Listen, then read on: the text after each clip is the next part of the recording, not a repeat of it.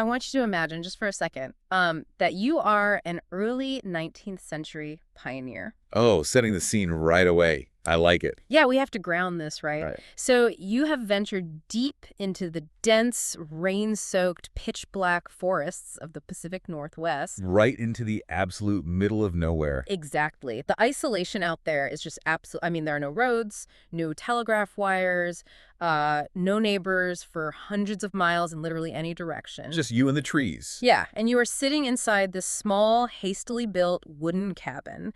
The timber still smells of, like, fresh sap. Probably freezing cold, too. Oh, definitely. Yeah. The only light comes from the dying embers of your hearth, which is casting these long, kind of erratic shadows across the dirt floor. Okay, you're officially stressing me out. Well, it gets worse. Outside, a storm is rolling in. The wind is howling through these ancient, towering Douglas firs. And then, in the dead of the night, there is a sound. And it's not just the wind. No, it is not a branch breaking under the weight of the rain. It is not a brown bear scratching at the doorframe. It is the deafening, violent crash of a massive boulder, literally hundreds of pounds of solid rock smashing against the exterior wall of your cabin. Wow. The wood splinters inward. Dust is falling from the ceiling. You freeze. Your hand is just, hovering over your rifle. Just panic. Total panic. And over the roar of the storm, you hear this guttural, booming vocalization that literally vibrates in the center of your chest. A sound that does not belong to any animal you have ever tracked or hunted. I mean, that taps right into a primal terror of the unknown. We're talking about the ultimate survival horror scenario here. Exactly. And what makes that specific imagery so chilling is that it does not originate from like a Hollywood screenwriter's imagination. No, it doesn't. That is a recurring, heavily documented historical account. It's repeated time and time again by the earliest European settlers pushing into the untamed frontiers of North America. It's crazy. It is the sudden, violent realization that the wilderness you thought you were conquering is, well, it's actually actively watching you. And that sense of being watched by something massive in the dark, that is the core of what we are dissecting today. So welcome to this deep dive. Glad to be here. If you, the listener, were sitting here at the table with us right now, you would see this almost absurd mountain of sources in front of us. Oh yeah, it's a lot. We've got everything today. We really do. We are pulling from academic papers on genetic sequencing, cultural anthropology reports from the deep forests of central China to the Australian outback. Not to mention the grueling biomechanical analyses of bipedal gaits. Right. And historical expedition logs dating back centuries. So our mission today isn't to just ask a simplistic binary question like, is Bigfoot real? Right, that's too basic. Yeah, we are forensically examining how the archetype of the bipedal wild man has managed to survive massive prehistoric climatic shifts. And generations of global human expansion. Exactly, and the ruthless, sterilizing scrutiny of modern science. How does this idea survive all of that? Well, to even begin to understand this, Yeah. You can't start with blurry modern photographs. No, the shaky camcorder stuff. Right, the shaky footage. You have to recognize the deep historical and global roots of this phenomenon. I mean, humans have been describing these exact anatomical creatures for thousands of years. Long before the word cryptozoology was ever even uttered. Exactly. When we examine the indigenous traditions of North America, we find over 50 documented names across disparate tribes for these beings. Over 50, that's incredible. It is. And crucially, pre-contact indigenous nations did not view them as like mythical monsters or fairy tales. Oh, interesting. So how did they view them? They were understood as integrated physical realities within the multi-species social landscape. They were just part of the local fauna, so to speak. I mean, the level of ecological observation embedded in these traditions is just staggering. Take the Pacific Northwest, for example. Ooh, prime Bigfoot territory. Right. The Coast Salish and Halkomelem people spoke of the Sasquatch, which roughly translates to wild man or hairy man. Which is where we get the term Sasquatch, obviously. Exactly. But then look at the Lumi people in that same geographic region. They described the Semirequis. And their accounts are so specific. Very specific. The behavioral accounts of the Timucues note a nocturnal race that communicates through a highly complex, modulated system of whistles and calls rather than just, basic primate grunts. That detail about the whistles is going to be super important later when we talk about the audio evidence. Definitely. Keep that in mind, folks. But, the Algonquin tribes in the Great Lakes region present a much darker manifestation. Oh yeah, the Wendigo. Right, the legend of the Wendigo or Witico. This figure embodies the absolute psychological terror of winter starvation and cannibalism. It's a terrifying concept. It really is. It's depicted as a giant, emaciated humanoid. And while it has supernatural elements, it represents a very real ecological threshold. Like reaching the breaking point of human endurance. Exactly. It's the physical manifestation of the loss of humanity when you're pushed to the absolute brink by a hostile environment. Compare that to the Chehalis people of British Columbia. They had utterly terrifying historical accounts of the Sitka. Another dark one. Oh, very. These were described as violent, cannibalistic giants that actively terrorized their ancestors, stealing people right from their camps. Just absolute nightmare fuel. But then you have tribes like the Squamish who viewed similar creatures as somewhat benevolent. Right, there's a duality there. Yeah, they talk about leaving gifts of deer meat in exchange for stolen fish. They recognized a level of perceived reciprocity. They recognized a parallel culture, essentially. Exactly. It wasn't just a monster, it was a neighbor. A terrifying neighbor, maybe, but a neighbor. Which suggests a deeply entrenched, shared cultural memory. We are looking at consistent descriptions of giant, bipedal, hair-covered hominids possessing immense strength. And an inherent ability to navigate rugged terrain effortlessly. Exactly. But I know what you're thinking. Yeah, I have to pause you there, actually, because here is where the global game of telephone usually breaks down. Right? When an oral tradition spreads across the globe, the morphological details usually mutate wildly. Like dragons. Exactly like dragons. A dragon in medieval Europe is a fire-breathing lizard with bat wings. But a dragon in ancient China is a benevolent, serpentine water spirit. Right, they share a name, but visually they have nothing else in common. So how is it biologically or sociologically possible that indigenous tribes in the Australian outback, Sherpas on the Himalayan peaks, and Native Americans in the dense Pacific Northwest all invented the exact same anatomical creature? It's a massive coincidence if it's just a myth. Right. I mean, the bipedalism, the specific hair color, the rock-throwing behavior, the foul, sulfurous smell, it is universally identical. That is the crux of the anthropological friction right there. Are we looking at a universal psychological archetype? Like a shared human neurosis about the dark woods manifesting as a hairy giant? Just a collective nightmare we all have. Yeah, exactly. Or, as some evolutionary anthropologists propose, are these disparate cultures drawing from a shared ancient ancestral memory? Oh, wow. So a memory of something real. Right. Because when anatomically modern humans migrated out of Africa and spread across the globe, they were not alone. Right. There were others. We shared the landscape with Neanderthals, Denisovans, and potentially other unclassified relic hominids. So the consistency of the wild man archetype might be an echo of that prehistoric reality, just passed down through generations. Exactly. An echo of a time when we weren't the only bipeds walking around. Okay, let's test that theory against the Himalayas. The Yeti, or abominable snowman, is deeply embedded in Tibetan and Nepalese folklore. Very deeply. But they don't just have one generic monster. The Sherpa traditions actually categorize the Yeti into distinct varieties. Which points to observation, not just myth. Right. You have the Nyalmo, which is described as having black fur, being fiercely aggressive, and standing up to 15 feet tall. 15 feet. And then you have the Chuki, which is around 8 feet tall, supposedly hunting livestock. And the smaller one, too, right? Yeah, the Rang Shim Bombo, which has reddish-brown fur and stands only 3 to 5 feet tall, often acting as a guardian of sacred mountain passes. Okay, wait, hold on. A 15-foot bipedal animal at high altitudes. How is that even biomechanically possible? It's a stretch, mathematically. I mean, the air is incredibly thin above 10,000 feet. And the caloric intake required to sustain a warm-blooded body of that massive size in a frozen wasteland would be astronomical. Where are the calories coming from? Exactly. You can't run a 15-foot body on snow. You are hitting on the exact reason mainstream zoology totally rejects the Nyalmo. From a purely metabolic standpoint, a 15-foot primate cannot sustain itself on sparse alpine vegetation and the occasional yak. It just doesn't work. No. What we are likely seeing in the folklore is localized mythic inflation. Mythic inflation, like exaggeration. Yeah, taking a real encounter with perhaps a large, aggressive primate or a bear and exaggerating the proportions over time to convey the sheer terror of the event. Okay, that makes sense. But the core description of a bipedal primate still remains. Exactly. The size might be inflated, but the shape is consistent. We see that same core description in the Australian outback, too. Aboriginal oral traditions speak of the yowie. The Australian wild man. Right, and 19th century colonial reports actually called them indigenous apes.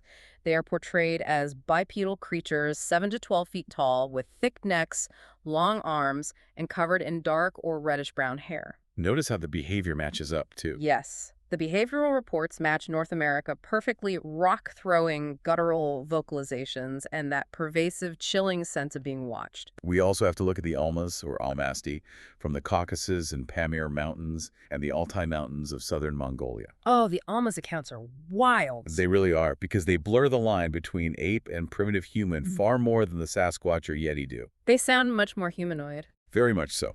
They are described as having pronounced brow ridges, flat noses, and receding chins. But crucially, they are known to occasionally use simple tools. Really? Tools? Yeah, and they communicate through rudimentary gestures and even wear animal skins for protection from the elements. See, the historical documentation for the Almas is fascinating to me. There is an account from the 1420s by a Bavarian named Hans Schultberger. Oh, the guy captured by Tamerlane? Yes. He wrote in his diary about being presented with two quote-unquote wild people covered in hair as a diplomatic gift to the Khan. Imagine seeing that in the 1400s. Right. And then there is the very famous 1850 account of Zana. This is a purported Almasti captured in a remote mountain village in Abkhazia. This is such a critical case. It really is. The historical record claims she was violently resistant, covered in dark hair, possessed immense physical strength, but was eventually broken. Meaning domesticated, in a sense. Yeah, she lived among the villagers and actually had children with local men. The legend of Zana is critical because it transitions the wild man from an ethereal forest spirit into a documented part of local genealogy. It becomes physical history. Exactly. In the 1970s, researchers actually exhumed the skull of one of Xana's purported sons, Quit. And what did they find? Well, the skull exhibited pronounced archaic features, a massive brow ridge and a sloping forehead that deviated significantly from the local anatomical norm. Wow, so the physical evidence was there. Kind of. While modern DNA testing on her descendants has pointed to Ede's African origins rather than, say, a Neanderthal relic, the fact remains that rural communities historically integrated these wild people into their literal bloodlines. Which implies they were human enough to breed with. Exactly. That violent collision between the mythic and the modern world is exactly what the early European settlers experienced in North America, too. Yes, but they didn't have the indigenous context. Right, they didn't have the spiritual framework for it. They just experienced pure, unadulterated survival horror. The journals from the 19th and early 20th centuries are filled with these terrifying encounters. As miners, trappers, and loggers pushed deeper into the coniferous forests of Oregon, Washington, and British Columbia, they began experiencing things that shattered their understanding of the natural world. Just look at the journals of David Thompson, the British-Canadian fur trader. Oh, this is a classic account. It really is. In 1811, while camping near the Spokane River, he recorded finding massive, deeply embedded bipedal footprints in the snow. And his guides were completely unfazed. Right. His Native American guides calmly explained they belonged to a race of hairy giants. Thompson, who was a seasoned outdoorsman, meticulously noted that the tracks were not quite human. He knew whatever made them was something entirely new to him. Exactly. Or take the account popularized by United States President Theodore Roosevelt in his 1893 book, The Wilderness Hunter. The Bowman story. Yes. Roosevelt recounts a story told to him by a hardened, elderly mountain man named Bauman. The Bowman account is a foundational text in cryptozoology because of its grim resolution. It's basically a horror movie. It really is. So, Bauman and a companion were trapping beavers in this deeply isolated pass. They returned to their camp to find it completely ransacked, but the footprints were bipedal, not a bear's. That's the detail that gets you. Yeah. That night, they were stalked by a massive, foul-smelling creature that paced the perimeter of the firelight. A few days later, Bauman leaves the camp to check a trap line. And when he gets back, when he returns, his companion is dead. His neck had been violently, effortlessly snapped, and those massive, human-like footprints surrounded the body. just terrifying. Roosevelt actually noted that even decades later, Bauman was visibly terrified while recounting the story. You don't forget something like that. But the most pivotal moment in this era has to be the 1924 Ape Canyon incident near Mount St. Helens. Oh, Ape Canyon, the holy grail of pioneer encounters. A group of prospectors led by Fred Beck were mining a remote gorge. They spotted massive ape-like creatures on the ridge and, in typical pioneer fashion, shot at one. Big mistake. Huge mistake. That night, their small log cabin was besieged. The miners reported that these giant apes threw massive boulders against the walls and onto the roof, pounding on the heavy timber door and screaming until dawn. Which goes back to the scene we said at the very beginning of the show. The men were trapped inside, holding their rifles, convinced they were going to die. Absolutely convinced. The Ape Canyon incident is a critical historical marker because it was widely reported in the regional press. It made headlines. It did, and it forced a public dialogue. Local tribes used the media attention to discuss their ancient traditions of the Sietco, bridging the gap between ancient indigenous knowledge and the modern settler media sensation. So, oral traditions survive for centuries, and pioneer journals provide terrifying corroboration. But stories and journals do not leave physical footprints in the mud. No, they don't. If a 1,000-pound apex predator is walking around the Pacific Northwest, it has to interact with the physical environment. Which brings us to 1967. The turning point. Let's look at the physical and photographic evidence as if we are presenting a case file to a classified review board. Okay, let's do it. We have to start with the Patterson-Gimlin film. It remains the absolute cornerstone of the physical evidence debate. Everyone has seen it, even if they don't know the name. Exactly. In October 1967, Roger Patterson and Bob Gimlin are riding horseback in Bluff Creek, California. They round a bend, their horses spook, and walking across the Sandy Creek bed is a massive hair-covered bipedal creature. And Patterson manages to get his camera out. Yeah, he grabs his 16mm Kodak camera, jumps off his horse, and captures roughly a minute of footage. The creature, now famously known as Patty, turns, looks over her right shoulder directly at the camera, and then casually walks into the dense forest. Now, I know what you're thinking if you're listening to this. You're thinking, it's a guy in a monkey suit, it was the 60s, it's fake. That's the immediate reaction. Right. But I want to push back on that heavily based on our sources. Why hasn't this footage been definitively debunked by special effects artists? Because of the excruciating biomechanical details captured on the celluloid, the footage has been subjected to rigorous frame-by-frame analysis by anthropologists and locomotion experts for nearly 6 decades. And they can't prove it's a guy in a suit. No. The first major hurdle for the man-in-a-suit theory is the creature's compliant gait. Okay, wait, explain the mechanics of that. What exactly is a compliant gait? Well, when anatomically modern humans walk, we utilize a stiff-legged gait. As our heel strikes the ground, our knee locks straight. Right, like a pendulum. Exactly. It's a highly energy-efficient pendulum motion that allows us to walk long distances without getting tired. But the subject in the Patterson-Gimlin film walks with a compliant gait, meaning the knees remain permanently bent throughout the entire stride. So the knees never lock. Never. The foot is lifted high, and the trajectory of the body's center of mass remains flat and smooth, gliding parallel to the ground rather than bobbing up and down like a human walking. See, I see internet sleuths constantly argue that they can walk with bent knees. I mean, I can walk around my living room with bent knees right now. You can mimic it for a short distance, yes. But it requires immense, sustained quadriceps strength. It is physically exhausting for a human to maintain. Especially out in the woods. Now, add the environmental factors. The stride length of the creature in the film is estimated to be around 41 inches. That's a massive step. Huge. So, to ask a human wearing heavy, cumbersome costume boots to maintain a smooth, fluid, bent-knee gait over uneven, debris-covered riverbed terrain with a 41-inch stride, without looking down at their feet once to check their footing, is biomechanically highly improbable. And then there is the actual anatomical physics shown in the film. When you stabilize the footage and look at the high-definition scans of the original film reel, you can see rippling muscles underneath the hair. You can literally see the muscles firing. Yeah, you see the massive calf muscles expanding and contracting with weight distribution. You see a hernia or an injury on the thigh. The subject is female, and you can clearly see heavy, pendulous breasts that sway entirely independently of the torso's motion. Which brings us to the technological constraints of 1967. They didn't have CGI. Not at all. The pinnacle of Hollywood ape suits at that time was being developed by John Chambers for the movie Planet of the Apes. Right, which came out around the same time. Exactly. Those suits were groundbreaking for the era, but they looked exactly like suits. The fur folded and wrinkled like fabric. Because it was fabric. Right. They did not have functioning dynamic muscle ripples beneath the hair. They did not have independent, localized mass displacement. So if the best heavily funded special effects experts in Hollywood couldn't build a suit with that level of dynamic biomechanical realism, how on earth did two broke cowboys from Yakima, Washington pull it off in the woods? That's the million-dollar question. It's like claiming someone faked the CGI dinosaurs of Jurassic Park in their garage in 1960. It just doesn't compute. It is a profoundly compelling counterargument, and the visual evidence of the film does not exist in a vacuum. Patterson and Gimlin cast footprints from the exact path the creature walked. Physical evidence left at the scene. Yes.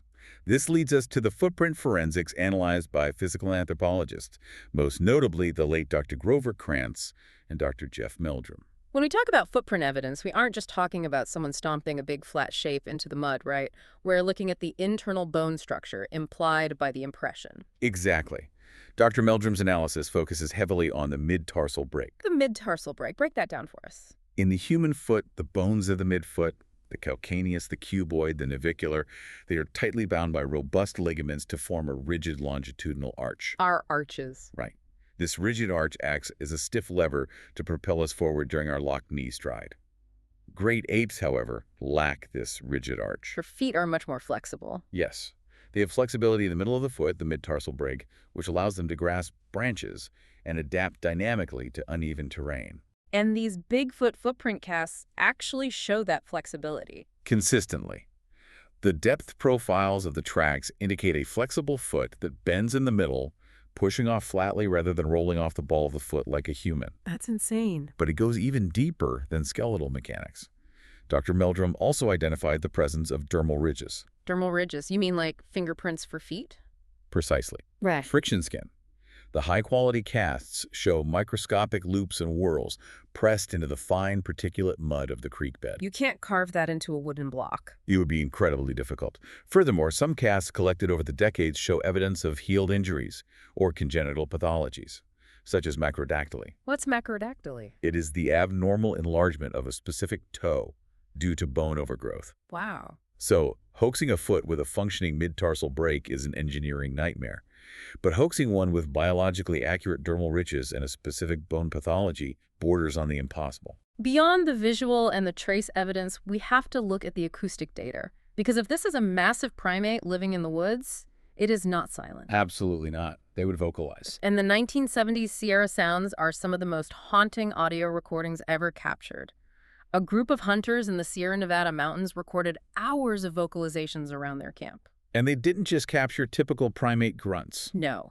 They captured what researchers call samurai chatter. It is a complex, rapid-fire, heavily modulated vocalization that sounds almost linguistic. Like a language we don't understand? Yeah. But when bioacoustics experts analyze the tapes, the frequency range, the sheer volume, and the lung capacity required to produce those sounds are far beyond human physiological capabilities. And here is where the history loops back perfectly.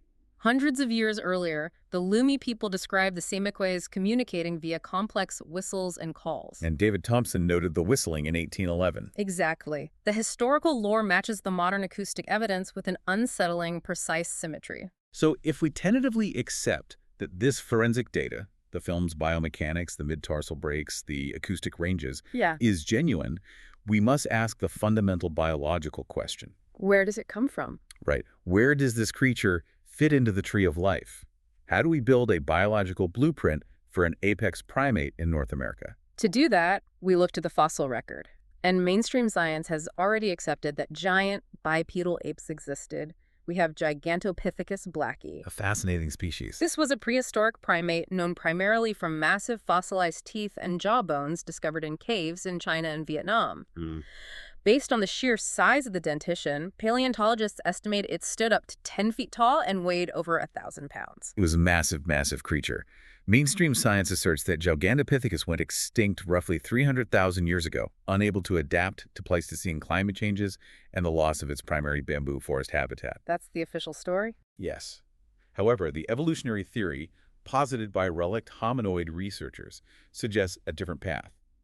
During the Pleistocene epoch, massive glaciation locked up the world's oceans, dropping sea levels dramatically. Which created the land bridge. Exactly. This exposed the Bering Land Bridge, a massive 1,000-mile-wide expanse of tundra connecting Asia to North America. The exact same route early humans took to populate the Americas. Yes, the exact same route.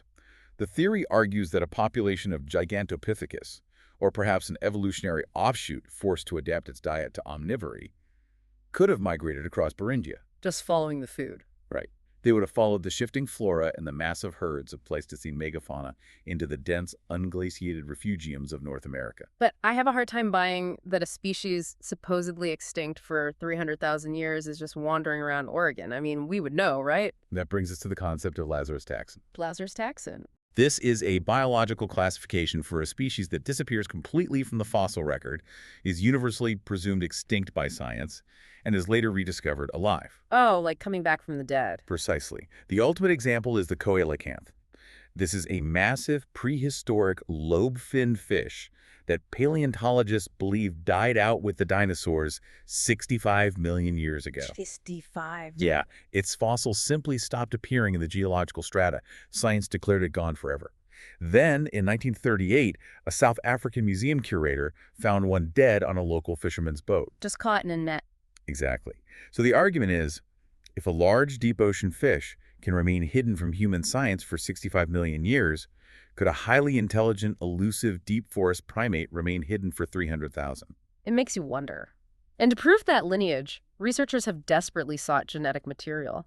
The outline of our sources today includes the highly controversial Ketchum Genome Project. Right, the Ketchum study. This was a 5-year DNA study that claimed to have sequenced the Sasquatch genome from collected hair and tissue samples. They theorized that Bigfoot is a recent hybrid possessing an indigenous aboriginal human maternal lineage and a completely unknown non-human hominin paternal lineage. But the Ketchum study must be heavily contextualized. Yeah, it wasn't well received, was it? Not at all. It was widely rejected by the mainstream genetic community due to severe issues with contamination protocols, methodology, and a lack of rigorous peer review. This is definitely not accepted science. But it highlights the extreme lengths researchers will go to find a biological anchor. Exactly. They are desperate for that definitive proof. Let's talk about the biological logistics, though. The ecological feasibility, because this is where the biological theory starts to bend under its own weight for me. Logistics are the toughest part to reconcile. We are talking about a breeding population of massive primates. Let's use a logistical analogy here. Hiding a Bigfoot population in North America is like trying to hide a fleet of stolen semi-trucks in a forest. It's a huge operation. Right. They require massive amounts of calories just to maintain body heat in the winter. They need vast amounts of undisturbed territory to breed and raise young. How does a 1,000-pound apex predator stay hidden in the age of GPS satellites, thermal drones, and smartphones? It is a massive logistical hurdle, I won't deny that. But we must respect the specific biomes we are dealing with. You mean how dense the woods are? Exactly. The Pacific Northwest, the Canadian boreal forests, the Himalayan ranges, these are some of the most rugged, densely forested, and inaccessible terrains on the planet. True, there's a lot of empty space. Yes, the human footprint is vast, but it is highly concentrated around infrastructure. There are millions of acres of old-growth forest, steep ravines, and impenetrable underbrush where human beings simply do not go. So the argument is that they are actively using the terrain to evade us. Exactly. We cannot treat this proposed creature as a lumbering, dumb animal. We must treat it as a highly intelligent, nocturnal biological reality. So they know we're there and they stay away. Think about the North American wolverine or the mountain lion. These are large, top-tier predators that share our environment. Yet spotting one in the wild without tracking dogs is incredibly rare. I've never seen a mountain lion in the wild. Right. Now, multiply that evasiveness by advanced primate intelligence. A creature that is strictly nocturnal, possesses acute sensory adaptations for low-light environments, and possesses a generational learned behavior to actively avoid human scent and sound. So it's basically a ninja ape. Theoretically, yes. It could exploit the deep wilderness to evade modern expansion. Okay, we have built a fascinating, robust biological profile. We have the historical precedent, the biomechanics of the film, the footprint pathology, and the evolutionary migration theories. It sounds pretty solid when you stack it all up. It does. But if you are listening to this right now and you're thinking, why hasn't anyone just found a body? You are asking the exact right question. The fatal flaw. It is time to bring out the skeptic's scalpel and deliver a cold, hard dose of scientific reality to all this. And the skeptic's scalpel is brutally sharp on this issue. The absolute lack of definitive physical remains is the fatal flaw of the biological theory. If there is a giant ape living, breeding, and dying in the woods of North America, where are the corpses? It is the brick wall that every Bigfoot researcher eventually crashes into. 0 bones, 0 bodies, 0 roadkill. Which is statistically insane. In a country with millions of registered hunters, millions of hikers, and millions of cars on logging roads, a 1,000-pound creature has never been hit by a Mack truck. It strains credulity. A hunter has never definitively shot one and dragged the carcass to a way station. A hiker has never stumbled across a massive, bizarre primate skull in a cave. The absence of a type specimen, a physical body or partial skeleton that zoologists can formally examine, sequence, and classify, is why mainstream science definitively rejects the relic hominoid hypothesis. Now, believers always counter this with the acidic soil argument. Yes, that's the standard defense. They say the forest is massive, and the soil in the Pacific Northwest is highly acidic. It eats calcium. A dead animal decomposes rapidly, and the bones are scattered by scavengers like coyotes and bears in a matter of weeks. It's a convenient excuse, but that argument fundamentally fails when you apply it to the paleontology of the region. How so? While it is true that acidic topsoil accelerates decomposition, it completely ignores the fossil record. Paleontologists routinely unearth the fossilized remains of Pleistocene megafauna across North America. Right, we find all sorts of ancient bones. Exactly. We find the bones of ancient short-faced bears, dire wolves, saber-toothed cats, mastodons, and ancient human remains. But no giant apes. Exactly. If a massive population of giant apes migrated across Beringia and thrived in these environments for hundreds of thousands of years, they would have left a fossil trace. The numbers just demand it. Yes. The total glaring absence of any Pleistocene giant ape fossils in the Americas is a statistical nail in the coffin that biology simply cannot ignore. And the scrutiny extends to modern DNA evidence, too. We mentioned the flawed Cutchem study, but what happens when mainstream science actually tests the hair samples people find? They get very clear answers. We have to look at the massive study conducted by geneticist Brian Sykes at Oxford University. The Sykes study was a watershed moment, and frankly, a devastating blow to cryptozoology. He tested hairs from all over the world, right? Yes. Sykes and his team solicited hair samples from researchers and museums, worldwide samples definitively attributed to the Yeti, Bigfoot, the Almas, and the Yowie. The best of the best samples. Supposed golden evidence. They used advanced techniques to clean the degraded hair shafts, extract the mitochondrial DNA, and amplify it using polymerase chain reaction, or PCR, to sequence the genetics. And what were the results? They were completely mundane. Just normal animals. Definitive matches to known animals. The analysis showed 100% matches to prehistoric polar bears, modern brown bears, Asiatic black bears, wolves, horses, cows, raccoons, and humans. Cows and raccoons. Wow. Yes. There was absolutely zero genetic evidence of an unknown primate lineage. So if the DNA is just bear hair and dog hair and the fossils don't exist, what are thousands of credible witnesses like police officers, seasoned hunters, park rangers, what are they actually seeing when they report an 8-foot ape stepping out onto a highway? This is where we examine the neurological phenomenon of pareidolia. Pareidolia. Right. The human brain is essentially a pattern recognition machine. Through evolution, our brains developed a hyperactive region called the fusiform face area. What does that do? Its primary job is to instantly recognize faces and body shapes, specifically to protect us from ambush predators hiding in the brush. So our brains are hardwired to look at shadows and leaves and violently force them into a recognizable shape just in case. Precisely. It is a survival mechanism. It is always better to mistake a shadow for a tiger and run away than to mistake a tiger for a shadow and be eaten. Better safe than sorry. Exactly. When you combine the biological engine of pareidolia with the dark, visually chaotic environment of a forest, and then prime the subject's adrenaline with fear and local folklore, the brain will misidentify mundane objects. It tricks itself. Yes. A massive moss-covered tree stump seen in the twilight through a panicked gaze is instantly processed by the brain as a giant hairy man. Or, I mean, they are seeing an actual animal acting strangely.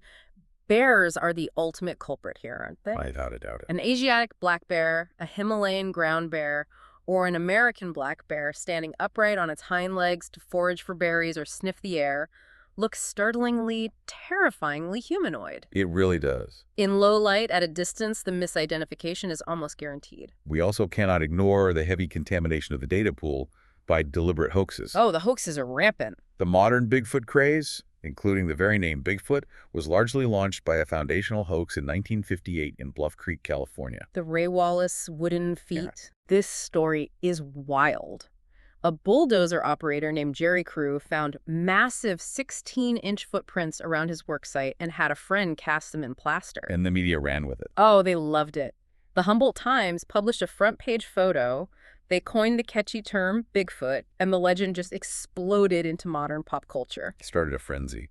But decades later, after a man named Ray Wallace died, his family revealed the truth. He had actually carved massive wooden feet and stomped around the muddy worksite at night simply to mess with his employees. Just a prank. Yeah, one man's practical prank accidentally birthed a multi-million-dollar cryptozoological industry. So science tells us with almost absolute certainty that a giant, undiscovered ape physically cannot exist in these forests. The biology requires calories that aren't there, the fossil record is empty, the DNA is a mammalian background noise, and human perception is deeply flawed. And yet, the encounters do not stop. To this day, people report terrifying, visceral, up-close encounters that defy a simple bear misidentification. People are still seeing something. Exactly. If it is not a flesh-and-blood ape and it's not a guy in a suit, what on earth is happening in the deep woods? This is where the investigation must pivot from biology into the anomalous.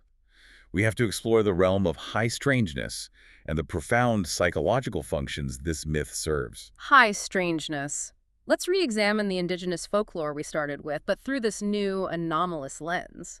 We focused on the physical descriptions earlier, but those native traditions rarely describe these creatures as mere apes searching for berries. No, they were much more than that. They were almost always tethered to the supernatural. Exactly.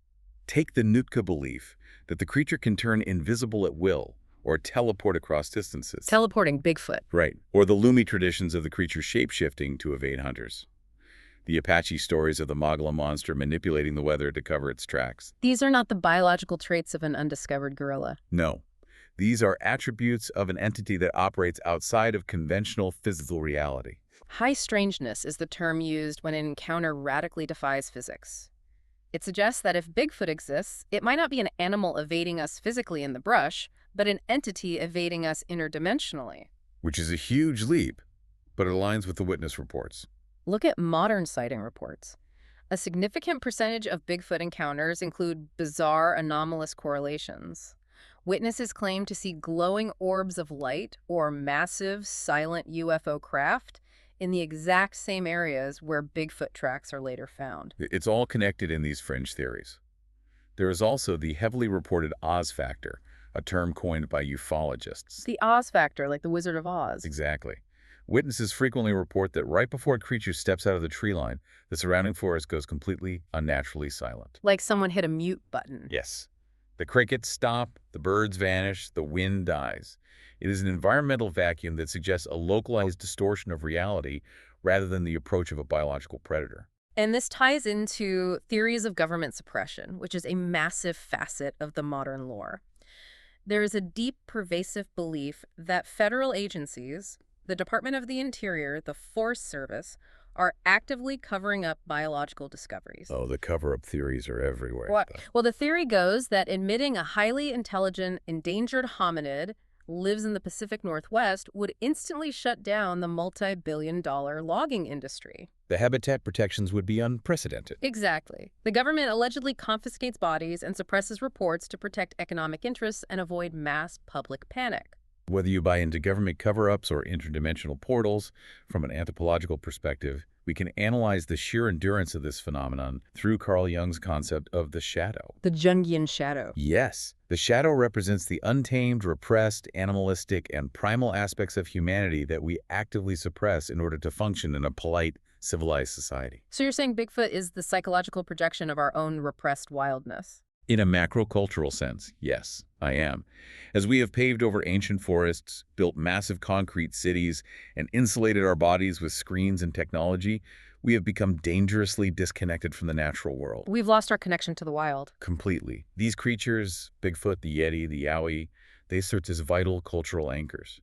They embody our deep-seated ancestral fear of the dark wilderness. But also our fascination with it. Simultaneously, yes. They represent a desperate longing for a world that still holds profound, unsolvable mysteries. We need the wild man to exist because his existence proves that the natural world has not been fully conquered by strip malls and satellites. They become modern symbols for environmental conservation, too. The Yeren in China's Hubei province is actively used in campaigns to promote the protection of endangered golden monkey habitats. They're an umbrella species for conservation. Yeah. And the mapinguari in the Amazon, described as a terrifying, foul-smelling beast, is often invoked as a cultural metaphor for the critical importance of preserving the rainforest from illegal logging. So, dismissing the creature as just a myth or a misidentified bear completely misses the sociological point of why the myth endures. The myth has a purpose. It does. The experience of the encounter is profoundly real for the terrified witness. Even if the biology is absent, it is the human mind forcefully confronting the awe, the terror, and the absolute wildness of nature. The wild man stands as the ultimate guardian of the threshold between the safety of civilization and the terrifying unknown. Beautifully said. Well, let's bring this deep dive to a close. We have covered a massive amount of ground today. We traced a historical line from the deeply integrated spirit guardians of indigenous oral traditions right into the terrifying, boulder-throwing survival horror of the early pioneers. We really went everywhere. We broke down the excruciating biomechanical weirdness of the Patterson-Gimlin film and explored the massive evolutionary implications of Gigantopithecus migrating across the Bering Land Bridge. And we weighed all of that against the crushing reality of modern science. The complete lack of Pleistocene fossils, the DNA sequencing that points entirely to bears and canines, and the human brain's evolutionary susceptibility to pareidolia in the dark. Science does not mess around. No, it doesn't.